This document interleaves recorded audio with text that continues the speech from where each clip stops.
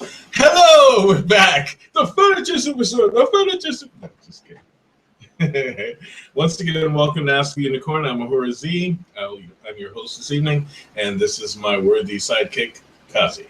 Hello, today is August the 3rd, 2016, and it is episode 94. Welcome to the show, everybody. I hope you told all of your friends about the show.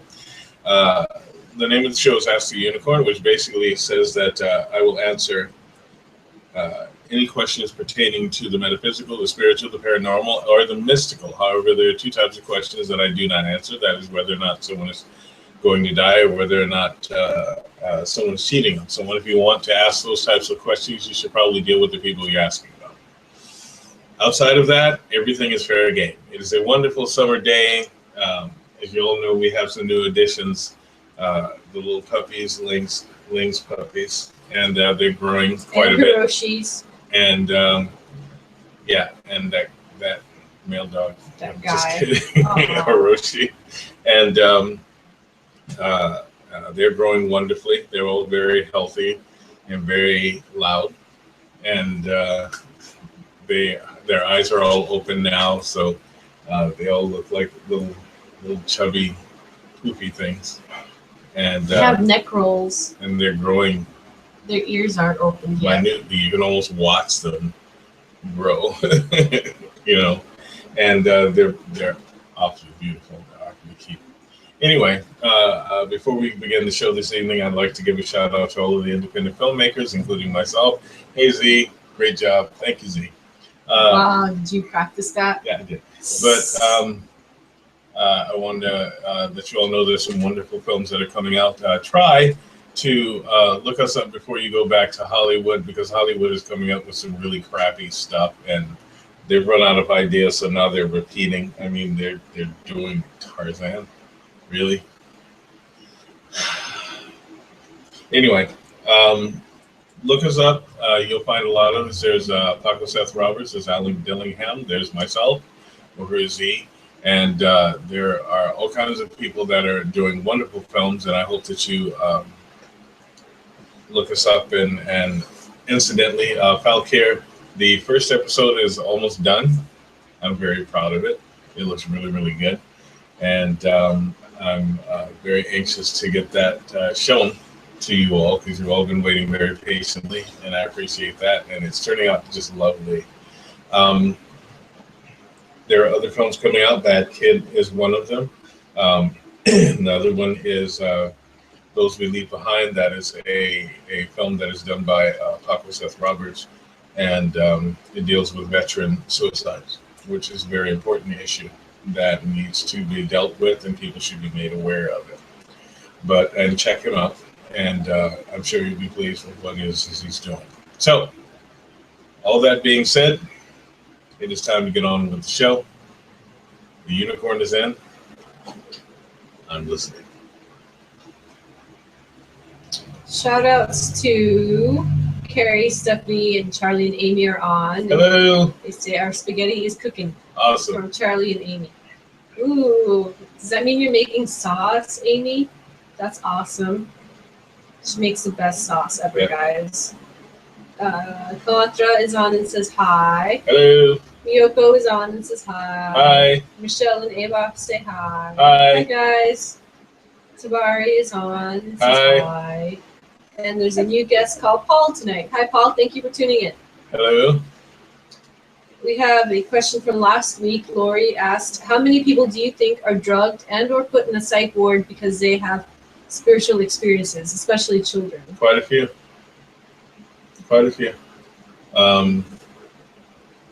Hundreds of thousands, if not millions, are hidden away in psych wards every day because of their gifts, and labeled something else, or people want to figure out how or what makes them tick.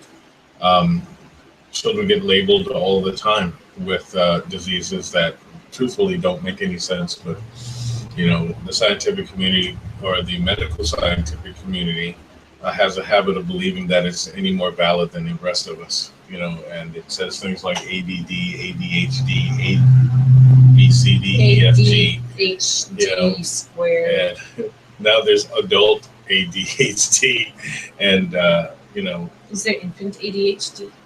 There probably is.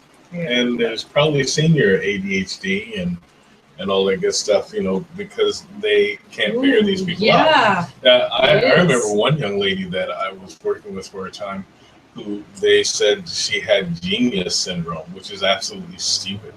The fact is she wanted to concentrate on her schoolwork, she wanted to make something of herself, and she wanted to really excel, and they found a problem with that, And some people just have a propensity for picking up information and learning, and she was one of those.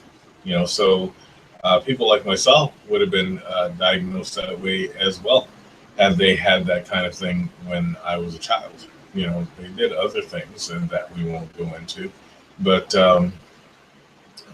yeah, lots of people with spiritual gifts get misdiagnosed.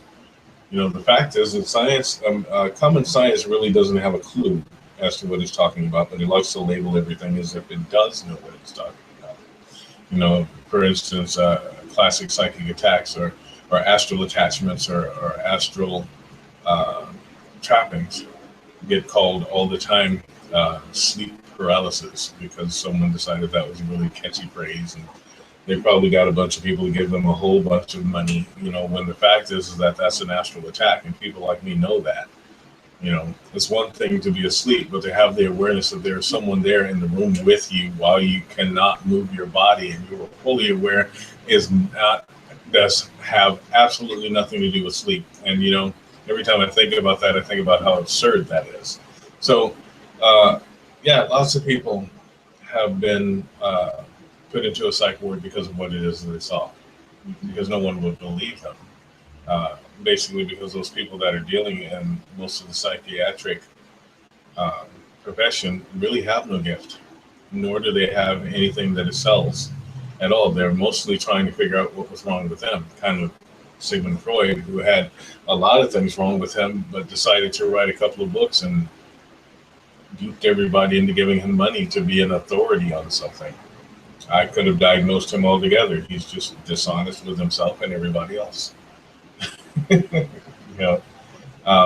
have been other people who are gifted that were made into clowns. So the psych ward was not the only place. Other people were just turned into freak shows. So other people are ostracized. In Africa, if a person has a special gift and someone around them, on certain parts of Africa, I have to say it that way, and I'm speaking about the continent, not necessarily any given country. One thing that I was looking at was even a child that was suspected of being a witch would be disowned and shunned, and that's very, very sad. Especially if a child came up to you and said, well, this is going to happen, and it did. Instead of looking at that person like they were something bad, why not look at them as if there's something good to say, hey, maybe you can tell us what's going to happen the next time, But it never comes to that, really, which is unfortunate.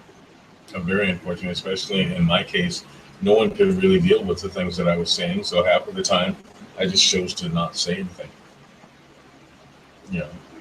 After I found out that no, everyone does not see the way that I see. There was no use trying to convince anyone, you just find other tactics. So, hope that answers your question. We have a question from Paul. He says, which areas of metaphysics are you most attracted to and why? It's not a matter of me being attracted to any form of any one area of metaphysics. I'm a devotee of beyond. Anything that has to do with physicality and greater than is what I have studied, what I have mastered, what I have gone into, and what it is that I do and teach. I do not get attracted to things like that. I stand in a great hall of information, a great hall of knowledge, and a great hall of wisdom and experience. And I use all of that universally. Metaphysics, I think the most useful part of metaphysics is to understand that anything that is intangible can be made tangible if you have the focus, the drive, the knowledge, the tools, and the practicality to do it. So it's all about manifestation to me. Manifestation of thought, manifestation of deed, manifestation of one's will, and protecting that manifestation. One has to protect themselves on a physical, mental, spiritual, soul, psychic, telepathic, etheric, and astral level. So when we're dealing with what you say is an area of metaphysics, metaphysics universally in and of itself is the area that I am interested in, and every single thing about it. Like I often say, I am very willing to be on board with the Big Bang Theory, but I know that somebody lit the fuse. And, to live in a sentient existence the way that we do, and to say that there is no other existence except for this existence is absurd. So you have to investigate, you have to grow, you have to evolve. And it's always been my theory that this earth has gone through several evolutions. And in those several evolutions, each time it has gotten to a point and had to be started all over again. And you think about those things and you say, okay, so if it's been started all over again, what was the impact on the rest of our solar system when that happened? Well, if you think about those things and you gain access to the pool of information that I have gained access to, it is all a discovery. I can go on for days talking about the things that I see and know. In other words, when I deal with a person, I deal with them on a physical level, I deal with them on a mental level, I deal with them on an astral, etheric, spirit, and soul level, and thought level. So I'm speaking to several different existences of who that person is in order to read them. Now, I understand that every single thing that there is in this physical world was a thought. Every single thing. In other words, meta merely means greater than, or encompassing, or transcendent. So if you put the two together, there's no big mystical statement. It's just the physical and greater than. Those things that were not physical that will not be physical again, that will be physical again, and so on and so on and so forth. So, attracted to, existing for would be better. Hope that paints a good enough picture for you. Now, other questions? Last week you mentioned you would talk about vibrational frequency and the significance of different colors. Okay. And the significance of what colors represent. Well, you're talking about a class. If you're talking about the different colors, I've done this before, I'll do it again. Each color has a vibration or a frequency at which it vibrates. Frequency merely means how many times. Okay, so because of the speed of that vibration and the width of that vibration, it carries a certain color. Now, each one of those colors has an effect on one's thoughts, one's energy, and even one's body.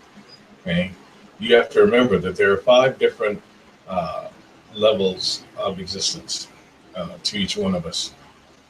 And that is, in order for us to maintain this physical realm and this physical body, there's your conscious body or your physical body. There's your astral body. There's your etheric body.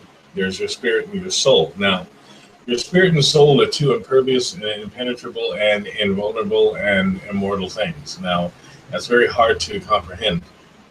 But let's just say that the universe has this magnificent fail-safe that made it so that no, you can't confound someone else's soul to hell or to heaven or to whatever, nor can you save anybody else's soul, because your soul doesn't need saving. Neither does your spirit. However, there are 3 parts of that equation that do need protection, that do need maintenance and taken care of. And one of them is your physical body, of course. The other is your astral body, and the other is your etheric body. Now, colors are vibrations. When a person says that they see your aura, what they're basically saying is that they see your vibrational frequency field, that which you are emanating based upon your vibrations. And those can change at any moment in time, depending on how you're feeling, depending on what you're thinking, depending on what it is that you're doing, or who's around you, or who you're with, and what group that you're doing, or what activity that you're doing. You know, it all changes. So when you hear someone that says, my aura is this color, and they'll say it again, my aura is this color, that's really not true. It's kind of like in order for you to have the exact same color, vibrational frequency every single day, you have to be doing the exact same thing, thinking the exact same way, existing the exact same way, not growing any way, shape, or form, not changing in any way, shape, or form. Your vibrational frequency changes with each reaction that you have, with each response that you make. Okay, so let's say that we'll deal with Kazi's red. Okay, so Kazi's wearing red. Red is actually, because you can't do vibrational frequency, you can't do anything about the colors without doing numerology and without employing astrology. Okay, it's just they go together. Okay, so we're dealing with red, right? Which is red is Aries. Now Kazi's not an Aries, but that red is an Aries. Okay, which basically means the first level of Aries is oneness. Okay, that would be red.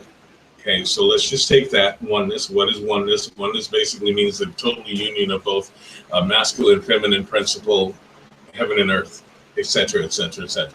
Okay, and that is the goal. However, there's so many things that you need to do in order to get to that goal, which is why you need the rest of the colors, because you can't just have one color and expect that you're going to make everything happen with that one color all of your life and only think red and so forth, because Aries also has its downside. Aries is oneness, it is first family, it is creativity, it is passion, it is drive, and it is ignition or beginning. Okay, that is ruled by Mars. We all know that, and that's only on one level. However, when people think about Mars, they always think about Mars as the warring planet or where men are from. You know, yeah, because I'm not from Mars. Okay, but that's, you know, men are from Mars, women are from Venus. Right. Okay, but incidentally, we should hope that women are from Venus, because actually the original name of Venus was it Lucifer or Hell? So let's just take that red. You're dealing with the number one. What does one represent? One represents beginning. One represents oneness. It represents starting. As I said earlier, it represents ignition. It represents passion. It represents drive. It represents creativity. And it represents creation. Okay, so those are just some base level things about red, which is Aries, which is one. Now, if we're going to do this, we have to go around the wheel. So let's go to the next one, and that would actually be Taurus. Taurus being brown, and makes sense, right? Okay, but you look at what Taurus represents, and brown represents earth. It represents grounding. It represents foundation. Represents detachment. It represents seeing all worlds, and it represents stability. Okay, so we can use brown to say, okay, this person is going through a brown period, which basically means that they're looking for some stability in their life. Okay, and you would probably be right, unless the only reason that they wore brown was because they couldn't find anything else to wear. Okay. Now, I'll show you something about colors. Let's say that person couldn't find anything else to wear, so they wound up with brown. The workings of the universe are like this. There is absolutely no such thing as a coincidence. Okay? Every single thing is so coordinated. It is so precise that it is imprecise at the same time. So they just couldn't find anything else to wear. However, they came up with that brown thing, which basically means that there's something in that brown thing that they need to face. Obviously, if they couldn't find anything else to wear, it was because they didn't do their laundry or they lost their clothes or there's something else that they're not doing that would enable them to say, I didn't have anything else to wear. So they need to get their world together, right? That's just their foundation. There's something wrong with their foundation there. Now, a person like that needs to go back and do their ABCs. Okay. What is it that you forgot to do? What is it that you're not thinking of? What is it that you're not paying attention to? And what is it that you can pay attention to? It's real simple. Okay, so we're going to take Taurus. We're going to take 2. We're going to put it right over here. Now let's go for 3. 3 being Gemini. Okay, so if we're going for Gemini, we're going for yellow. Let's just say. Now, what would yellow represent? Yellow would represent a few things, right? Yellow represents speed, represents communication, represents intelligence, represents freshness or a beginning, and it also represents learning. Okay? Yellow being Gemini, we have to look at everything that Gemini represents. Gemini also represents healing, it represents harmony, it represents communication, and it represents logic. Okay? Now, what is logic exactly? Is there a whole bunch of people out there who will tell, well, logic is like no feeling. And actually what logic is taking both sides of a situation and bringing them right to the middle. Okay, and taking the best of both of them and then leaving your emotions out of it. So we might say that logic is the absolute, not absolute, nothing's absolute, but logic is the absence of emotion. Okay. That will take us into a whole different thing. And we'll get to that in a second. So if logic is the absence of emotion, which means that you're thinking with your mind, that means Gemini represents the mind, correct? Represents what we say is the mind. You could say that it's air. Okay. And if Gemini is representing air, then we have to think about all those things that air is.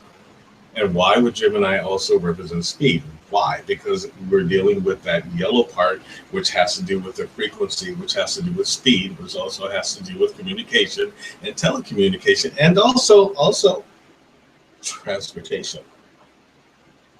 Isn't that awesome? So I've said all these things. I know that there are a few astrological people out there, a lot of started logicians. So what are we dealing with? We're dealing with Mercury, right? If we're dealing with Mercury, then you understand why it's so hard for you to communicate when Mercury goes retrograde.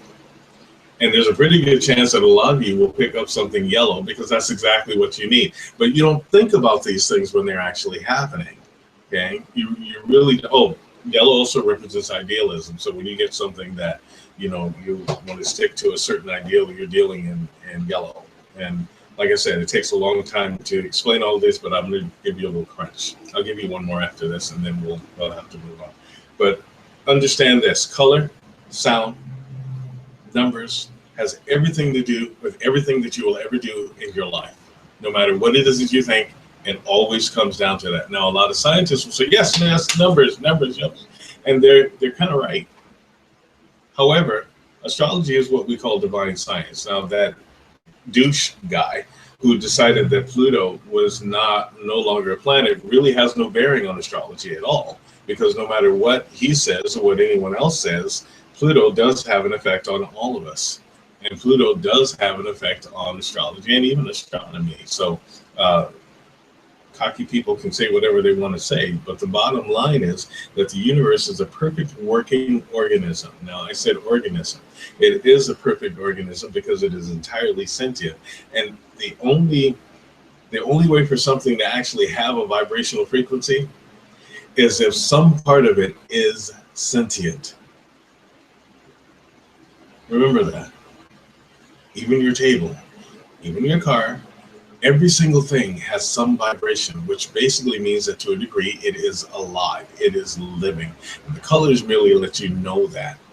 You have a favorite color. Well, you have a favorite color because you resonate to that particular color. And that color is part of your own vibrational frequency field. Now, notice I said part of your own vibrational frequency field. It's always changing. However, there are things that will always resonate to you. do those. I can take, I used to take people out on power walks, and what I called a power walk, or a spirit walk, what I called a spirit walk was taking them to find different power spots, spots that were positive and spots that were negative. And they could do that by reading the vibrational frequency field in the very air. You got to a green field or a pinkish fuchsia field, or even a deep red field. You were looking at something that's going to help you. Sometimes even a white field. Now, if you got to something that was like brown or yellow, you probably want to stay away from that, because if it was brown, it's going to make you go to sleep and you won't learn anything. Yeah. But if you got to something that had a murky color, then you needed to avoid it like the plague, because it will drain your energy. Understand that there are power spots out there that will give you energy and spots that will drain your energy. And there are people that carry vibrations that will give you energy, and there are people that carry vibrations that will drain your energy. And you need to be highly aware of those things. So it does good to learn about vibrational frequency. And like I said, I do teach classes. I do not teach for free. This is my lifestyle. It is not my hobby. It is what I do for a living. So if you're interested in learning full lessons about vibrational frequency field so that you can actually employ it yourself, I will be more than happy to teach you. You can reach us at www.unicorn-code.com or give us a call at area code 207-347-5686. And if you call and no one answers, please leave a message, because if you don't leave a message, I will not call you back. Okay. I will not call you back. Yeah, or me. But I just wanted to give you a little bit of a synopsis of what vibrational frequency does. Now listen, also, vibrational frequency can be translated into sound. For instance, I can take a person's stats. I can take everything about them and translate it into numbers and then, letters and numbers and then sound, and then create them in sound to listen to. That will help them. So, hope that helps you. What you got? Barb says hello. Hello, Barb. Michelle says, hi, could you explain the difference between soul and spirit? There is no real difference between soul. They're different aspects. In other words, your soul is the deepest part of who you are. It is your very being, your makeup, your core. It is that which every single thing emanates from. Your spirit is, you can call your spirit your personality or your makeup. Okay?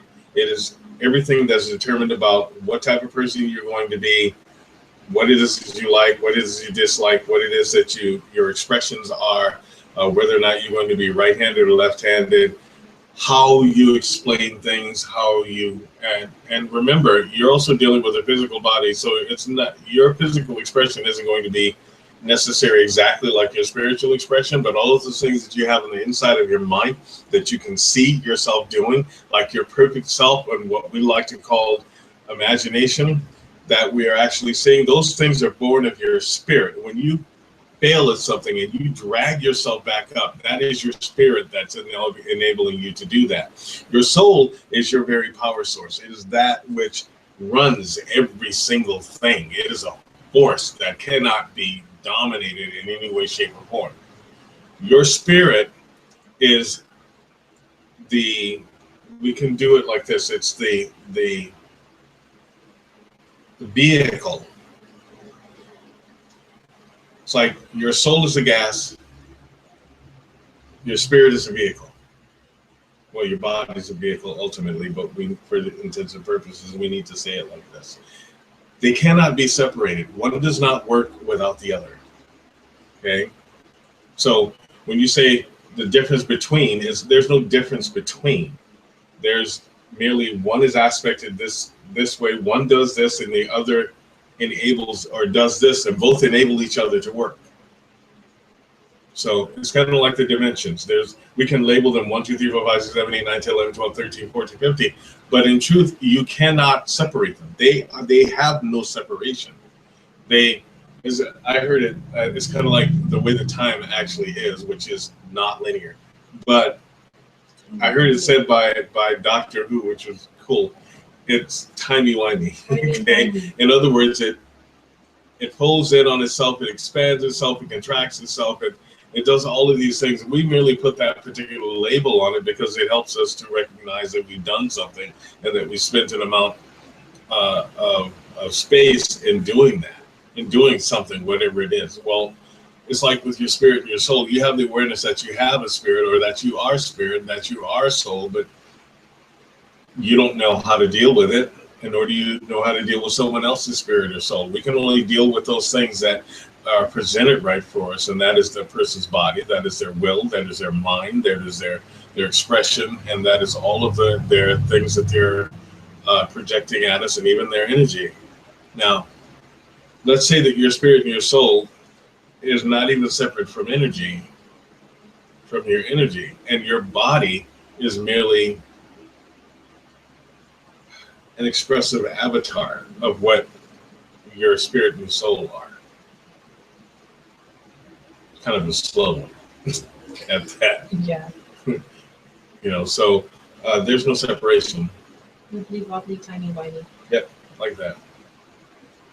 Yeah, hope that helps you. And what have you got? Nothing yet. Okay, remember, you can ask all of your questions. I'd be more than happy to answer them for you. I think throughout this time that we are learning all of these things, we're out there. Earth is also going through a change, and so is everybody else going through a change. I think that we've all had it with the madness of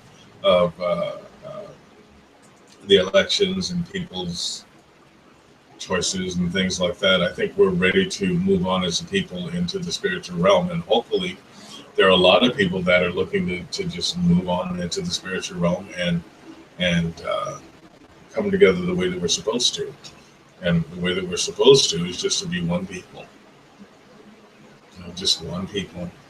Otherwise, somebody out there is going to keep throwing rocks at us, and they're going to get bigger and bigger. So, what other questions have you for me this evening? I am ready, willing, and able. Oh, by the way, I finished that. I told you that I almost have the first episode of Valkyr done. I had to come up with a way to do the world tree or the great tree, and it came out perfectly. I was very pleased with it. It came out beautiful, and I think that you're all going to be pleased with it. We've worked very diligently and very hard on this film, and it's taken a while because we have no money to do it. So we film when we can. I edit when I can, and there just never is enough time to edit, ever. So I'm really hoping that you all like this, because every episode, every character has a backstory. Every character will be developed. Every character has their own personal world, and I'm hoping to show all of that. And the goal of the Valkyr, or the Valkyrie, is to defend the world against a race of angry aliens that come to devour us. Not like Stargate, where they eat you with their hand. Spoilers. Okay. No questions yet. No questions yet. Wow, you guys are being very quiet again. If you have any questions, you can either call in, or you can call us at area code 207-347-5686, or you can. So fast. I don't say it fast. You're just thinking slow. Okay, or you can just write your question down and we'll answer it that way. It's okay. Don't be afraid to ask a question. You all have questions about metaphysics. You all have questions about paranormality. You all have questions about mysticism, and you all have questions about spirituality. Otherwise, you wouldn't sit and watch shows like Ghost Hunter, and those are like really phony. But it's because you have questions. Each of you have had dreams. All of you have had, what is it? We have a question from Paul.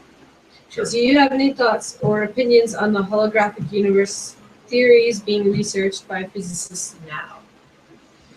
Well, I don't know anything about holographic universe, but I can tell you that there are other verses to this song. In other words, they're all there. I guess a multiverse would be the way that I understand it, and it's great that they're finally getting on board and trying to study it. but I think that they lack the intestinal fortitude to actually really test it. And like, you still got a bunch of physicists that are actually afraid to go through a black hole. I'm not. People like me are not, because we know that there's always, wherever there's an in, there is an out, and that's just the truth. Now, it takes almost nothing to cross over, to look over into another dimension. That takes a certain amount of focus, it just takes a little concentration and a little diligence. However, to be in a situation where you want to exist in that alternate universe could take a lot more. People try to escape daily, but it's far better to exist in a living state and still be able to visit that universe at will. And actually, you converse with that, what you call a holographic universe, all the time. Remember, in order for you to have more than one single thought, there has to be other versions of you thinking at the same time. Okay? There has to be. Otherwise, you'd only be able to concentrate on one thought. Remember, a multidimensional existence is what causes a multidimensional existence. In other words, you're moving all over the place. That would have to have different types of dimensional existences. You have all of these thoughts on the inside of yourself, all of these dreams, and you have all of these wonderful visions. Well, guess what? In one of your existences, those visions are living. Those visions are tangible. They are just as physical as here. And if you can tap into that, you wouldn't need a physicist or anything like that. However, if they do develop the type of spaceship that can actually go through a black hole, I will be the first one to volunteer. Me too. Yeah, because this party sucks. We decided. Okay, so it's great that they're studying it. I hope they actually do something for real instead of cheat us by filming something and then pretending that it's real. Yes. Did they not figure that there are filmmakers that could tell what they were doing? Really? I think the scientists are disappointing. Engineers are better. Engineers are awesome. Okay, but most scientists, they're very disappointing. They theorize about everything, or they name things that they have no right to name. What is it I just saw recently? Scientists have discovered that there could be another universe. No, duh. Please. People like me have been singing this for centuries. Okay? Scientists have discovered that there is breathable air in outer space, deep space. I knew that. Physics suggests it.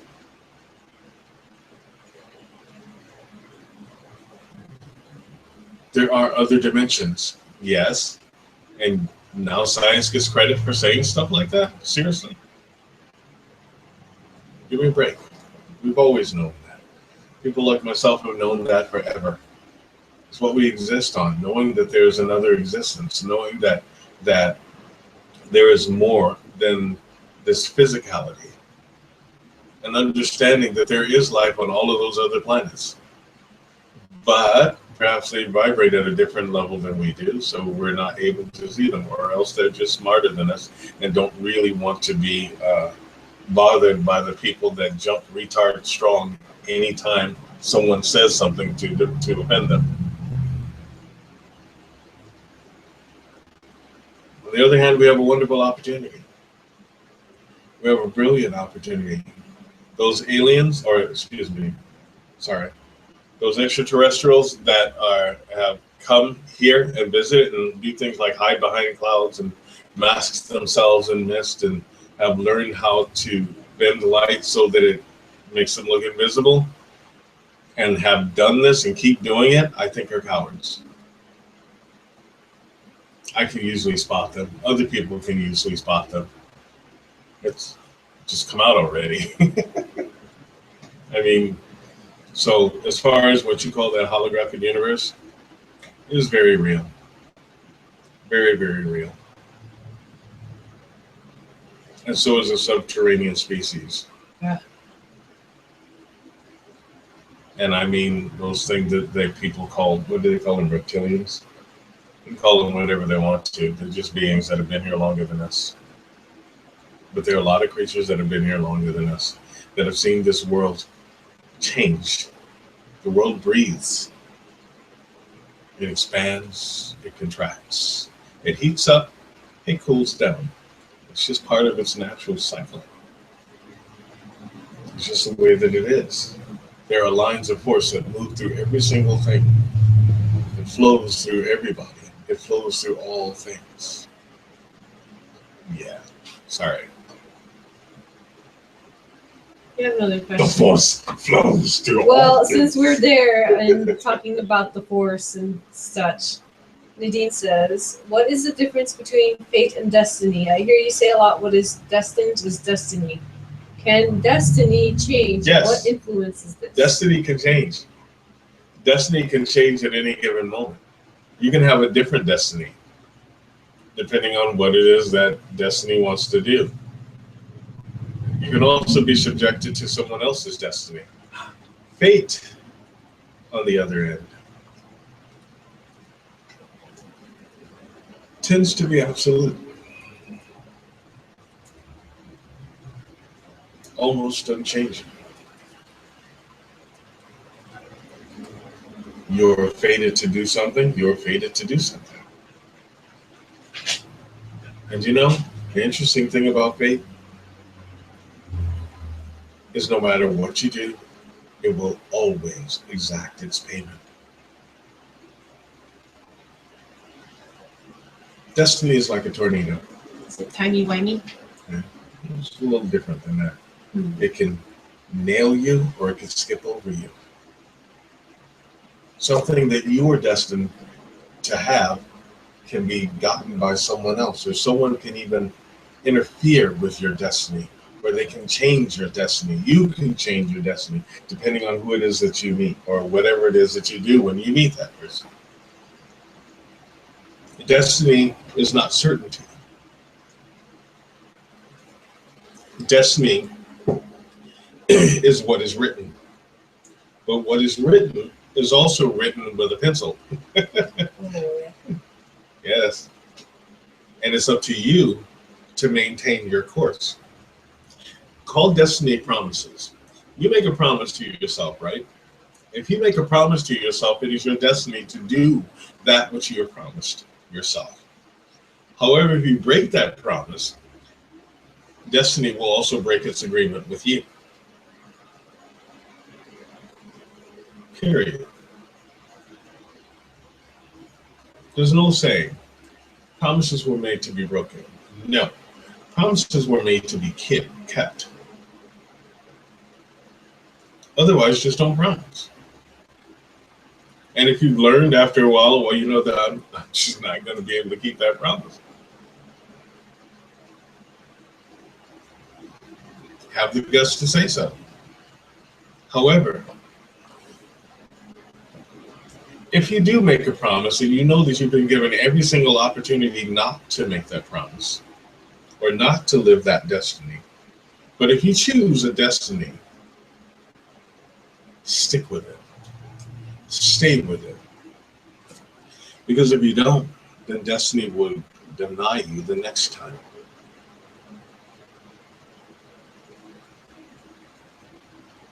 And this is true.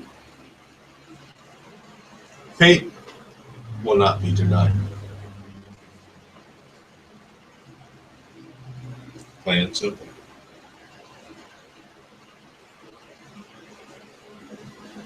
That's your difference. Okay, what else have we got?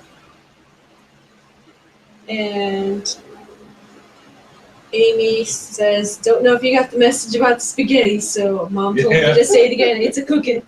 And hi from Amy and Charlie. Yes, hi, guys. We got it. We got the message. I'm excited for it. Yeah. I'm going to bring some spaghetti to work. Noodles to work tomorrow. Yay. I like her sauce. You can just eat it I ate it by the spoonful. Yeah, I watched you. I was like, oh. No pasta, just sauce. It was great. What else have we got there? Is that it? That's it. Okay. No more questions? Chinese idioms. Any thoughts? Any feelings? You guys are very, very quiet. Either that or I've hypnotized you all with my voice. Yes. And they just want to hear me talk. It's just really quiet without the puppies. Well, Ling's actually like, look at her, she passed out. so do you guys want to see one of the puppies? Or you want to see one? Say yes. We get one. Go get me. Little Cersei's. Yeah, go get me You Cersei. want your girl, Cersei. You're gonna keep her. And get Bucky. Okay. So, they all told me their names. She's going to get Cersei right now. And Cersei's gotten much bigger. And now they actually look like little doggies. Tayas has one laid out on her lap. Oh, that must be Vala. She's just totally just sprawled out, all happy. Here's Cersei. Isn't she gorgeous? Look at she got woke up. See, her eyes are open, but she's so fat. Yes, yes, yes, darling. I see you. I'm sorry. Yeah. She's very cute. Yeah. Better. Hi, baby Bucky. Hi, baby Bucky. But those are. Oh, here comes Bucky. Bucky's a brute.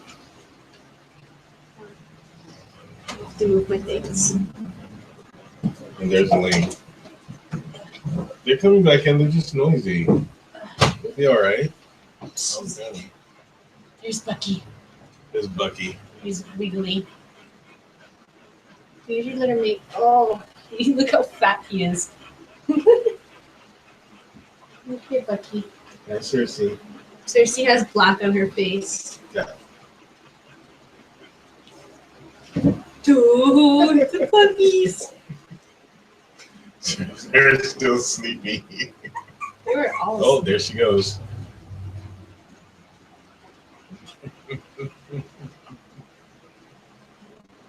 Look at that mug.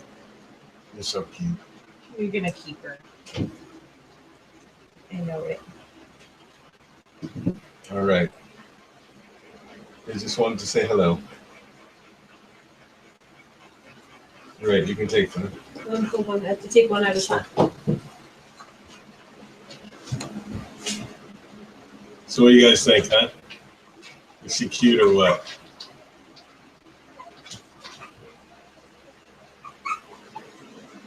It's very unusual. No. Vala's just like laying on Tayas' lap. Yeah, I told you, Vala's a little sweetheart. Let me take Cersei. Oh, Cersei. All right then. So if you guys have no more questions, oh wait, there might be questions. Hurry up, Kazi.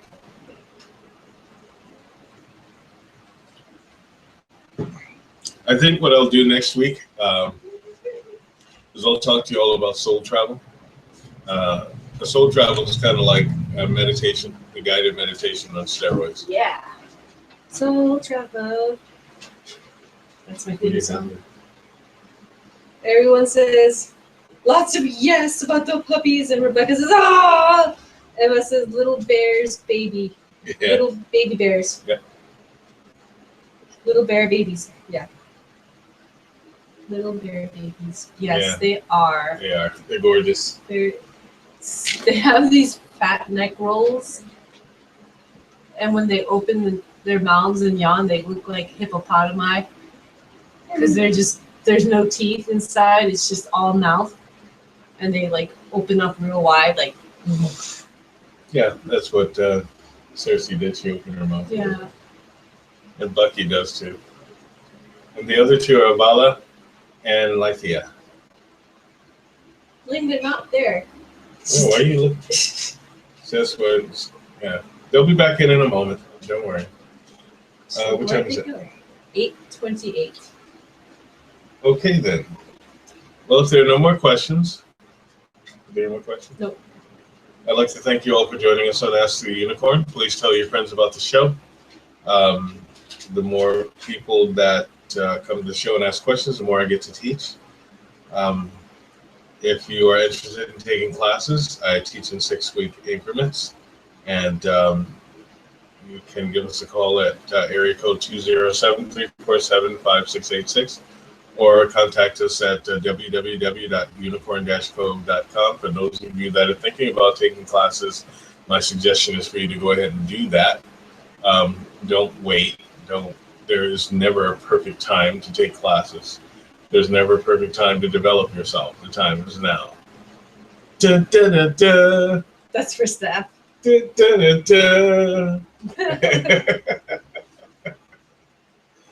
So You're welcome. Another thing, watch the movies that you are going to see. People get really excited about a lot of movies, but sometimes you have to think about the movies and what it is that they're doing. What it is, you hear a lot of people getting offended by certain things, and they're offended for a reason. So one of the things that we need to do in media and in our movies is make sure that everybody has an equal, a fair representation. Like everyone is excited about that Disney movie Moana. I am not. I am a Polynesian man, and I don't appreciate Maui being made to look like a hippopotamus. Cross between a hippopotamus and a gorilla. I don't appreciate that at all. And it's not just that. It's just that they did other people who were supposed to be gods, such as Hercules, Zeus, Pluto, even, and they are all physically fit and nice looking. And then there's Polynesian god Maui that looks like some caricature, and I'm kind of tired of that. And maybe you all don't understand that, but if you're a Polynesian, you do. You get it. It's not funny to have someone that you look up to, or someone that you look to as being a representation of divinity, be made into a caricature. Someone who is actual, not someone who's a figment of someone's imagination. So pick your films. Make sure that you and your family are going to films that are at least intelligent. Like I'm going to talk. I love horror movies. Sometimes I like a good cheesy horror film. But the black guy always gets killed first, even if he has nothing to do with the plot. And it's kind of getting old. Or the Asian guy always has to. If he doesn't know kung fu, then he's like a super geek nerd. And that's getting old. And totally not totally not cool. Not cool and not masculine at all. Yeah. He's just like a. So it's just one of those things you get tired of seeing. And if you're not in any of these groups, you don't understand what it does to a person's mentality or their psyche or their energy to always see them and their ethnicity represented in such a foul way. Just because. Like I had the money, I would totally change the face of film. I do what I can even with this little bit, but I would totally change. Everybody would be represented fairly, especially women. I like casting strong women. I love doing powerful female roles. I love them. I love making movies about that. Even if I get to play the part of a god, I don't have to be the lead person at all. Even in my other film, Ahura, the lead person was actually the female. I was just the hero. I was the protector. And she did more than I did. Huh? No, I didn't. You did. You're the one that had the big fight scene. You had fight scenes too. Yeah, but my fight scene was lame. I was just the unicorn. And then there's Project Dying Ivy. I just had a minor role in that. So yeah, if you want to see more powerful female roles, and yes, a guy can actually direct a film that has a powerful female role. If I were to cast Wonder Woman, she would not look like Twiggy. Don't get me started on that girl. Yeah. I didn't hate her. I did. Oh, I didn't hate her. It's no, just I did. From here up, I didn't hate her. But, then I'd say, well, she's an Amazon, and all I saw out there was wafy person. Okay. First off, they picked this girl because she's supposed to have an excellent background in weaponry, because she was in the Israeli army, and so that makes her a really tough girl, right? No, it doesn't. Okay, for those of you that do not know this, in Israel, everyone serves in the Israeli army at one point in time in their life. There's nothing special about her joining the army. I'm just putting it out there. Second off, her weight training and her workout and training for Wonder Woman to be in her That's words, Supergirl. and I quote, Superwoman. No, Oh, that girl. Wonder Woman. Oh. Your Amazon girl. There's nothing Amazon about her. Okay, but anyways, in an interview, she says she's working hard to become the ultimate symbol of strength. I'm doing air quotes because this is directly from like her in. What about Serena Williams? She could have been Wonder Woman. She's darker skinned. Yeah, well, she's Amazon. I know that, but you know how Hollywood is. They will whitewash everything. Don't get me started. So anyways, in short, I do not support Angela Gal Bassett should have Gadot been as Storm. freaking Wonder Woman. No, I don't either. There's so many different people they could have cast. So many different people. And she is not muscular. She's not muscular. She's not muscular. She does Pilates. And that's it. Her training consists of aerobic stuff, like cardio, tons of cardio. Oh, that's great. Cardio's good, but you can't Well, no, say she's not that Wonder Woman. you Sorry. can't say that you're muscular if you do just cardio and hold up your own body weight. And wait, Not what's too with much. Ben Affleck being Batman? Okay. What? I can't say I did not like him as Batman. Well, he didn't have the funny voice like He Christian didn't have the Bale. voice. He at least had the presence. Almost Oh, yeah. as much as Well, I don't know. He made Batman seem like Batman bitter. is. He did get bitter. Yeah, but He got bitter. No, Batman was ultimate cool. I mean, like, Batman is like ultimate cool. He's like ultimate stoic. He wouldn't go pick a fight with Superman. If I was Superman, the fight would have been over in 10 seconds.